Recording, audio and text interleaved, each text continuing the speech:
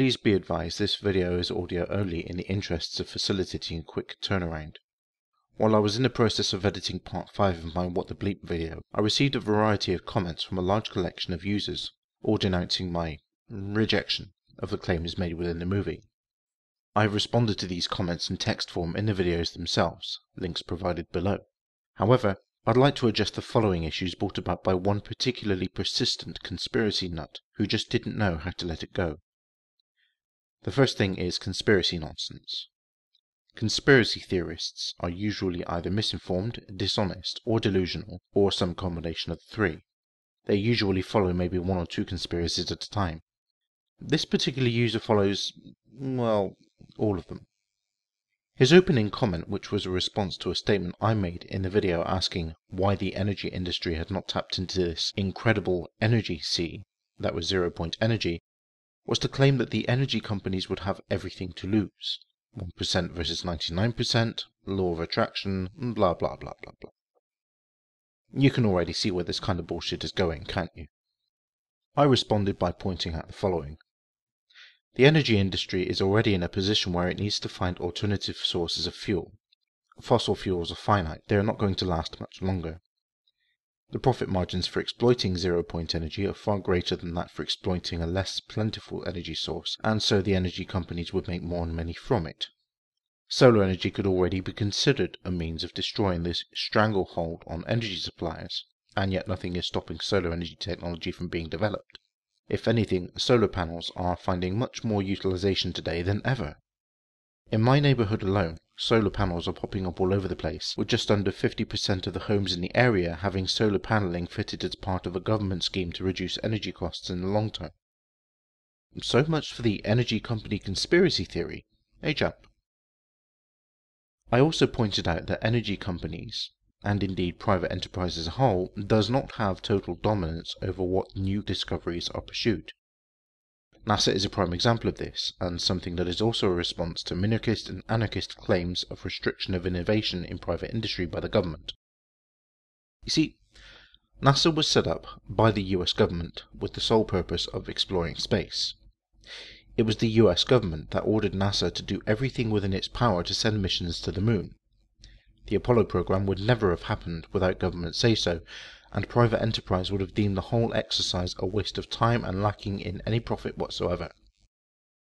It is only after the missions were a success that private enterprise could see the benefit to space travel, commercial space trips being a relatively recent phenomenon.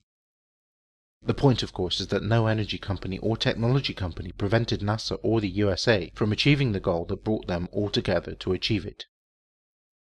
Now, our conspiracy nut responded with the following crazy assertions. The energy industry would cease to exist if 0 point energy were pursued as a means of energy generation for our planet, because 0 point energy would be a limitless and easily obtainable source of energy to the point where it would be as abundant as the air we breathe. He asserted this despite my already having pointed out in this series the known figures for 0 point energy in the vacuum of space.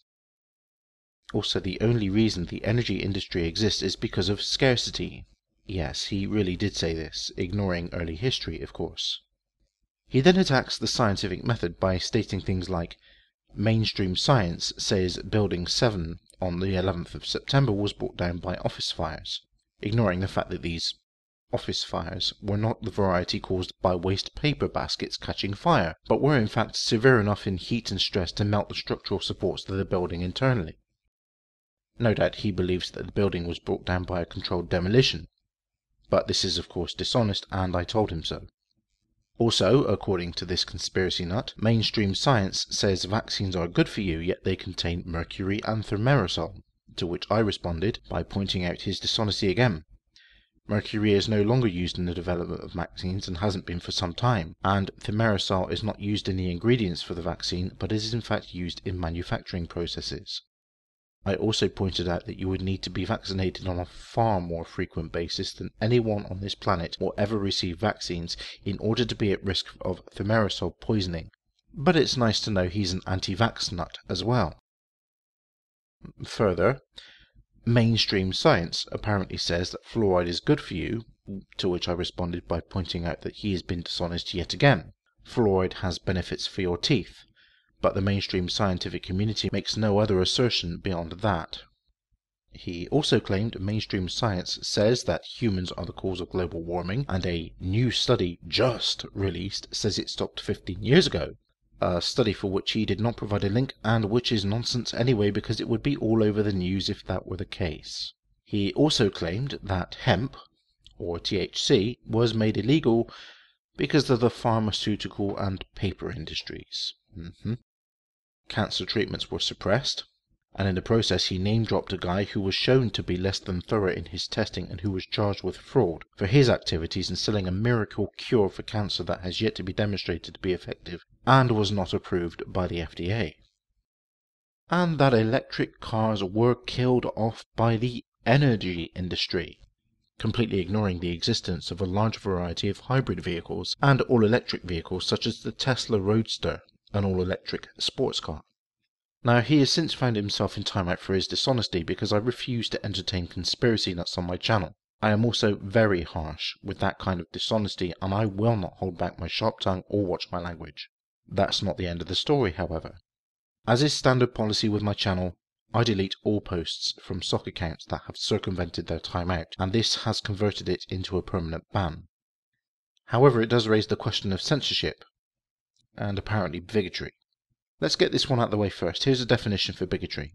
A bigot is a person obstinately or intolerantly devoted to his or her own opinions and prejudices, especially one exhibiting intolerance and animosity towards those of differing beliefs. The predominant usage in modern English language refers to persons hostile to those of differing sex, race, ethnicity, religious belief or spirituality, language, sexual orientation, and age, and those of a different region with non-normative gender identity, those who are homeless, and those with various medical disorders, particularly behavioral and addictive disorders. I responded to this guy the way I did because of his behavior, not because of his points of view or anything related to the above. Now, censorship. Censorship is the suppression of speech or other public communication which may be considered objectionable, harmful, sensitive, or inconvenient to the general body of people as determined by a government, media outlet, or other controlling body. As the sole operator of my channel on YouTube, I am within my rights to prevent anyone from commenting if I object to their conduct, and I exercise that right whenever I see the need to do so. That's not censorship, since the users who have been prevented from commenting on my channel have their own channels that they are free to avail themselves of if they wish to make their opinion known. Commenting on my channel is a privilege. I extend that privilege to everyone until such time as they demonstrate that they do not deserve it, as this guy has done. It is not censorship, nor is it the suppression of the free exchange of ideas. His ideas are ludicrous, and I pointed them out. Spouting such nonsense on my channel after it has been debunked repeatedly all across the internet earns you nothing other than my contempt, especially if you are too lazy to look up the refutations to your nonsense. Now, sock accounts. As I mentioned previously, I treat the use of sock accounts as a circumvention of a timeout severely. The offending party immediately forfeits all future privileges to comment on my channel and earns a permanent ban. The posts from said sock account also immediately get removed, though the original poster's comments remain for all to see. Part 5 is currently being edited together and will be up shortly.